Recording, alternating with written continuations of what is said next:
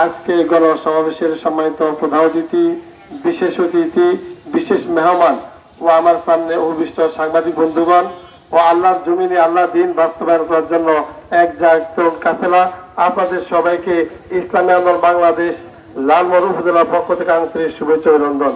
সম্মানিত উপস্থিতি, আপনারা সবাই জানেন বর্তমান পরিস্থিতি। এই বর্তমান পরিস্থিতিতে শেখ তরবনাই যে আহ্বান করেছেন, 5 তারিখে দেশ স্বাধীনের পরে 6 তারিখে সাংবাদিক সম্মেলন করেছেন, 9টা দাবি ঘোষণা করেছেন। আলহামদুলিল্লাহ 9টা দাবির ভিতরে 5টা অলরেডি পরিপূর্ণ হয়ে গেছেন। ইনশাআল্লাহ শেখ তরবনাই দাবি করেছেন আগামী জাতীয় নির্বাচন হবে পিআর পদ্ধতিতে। যদি পিআর পদ্ধতিতে নির্বাচন হয়, বাহাদুর লালমোহর উপজেলাধীন ফরাজগঞ্জের মতন উলাঙ্গর মুরাদ চেয়ারম্যান প্রতিষ্ঠিত হবে না, দুর্নীতিবাজ কোন সংসদ সদস্য থাকবে না, সন্ত্রাসী কোন সংসদ সদস্য থাকবে না, একমাত্র নীতি আদর্শের সংসদ সদস্য হবে।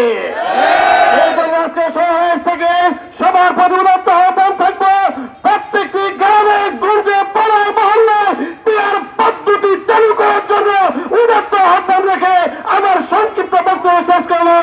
নাসরুল মিনাল্লাহ ওয়া ফাতহুন করিম ওয়া বাশিরিল মুমিনিন। সংগ্রামে উপস্থিতি, সমাবেশের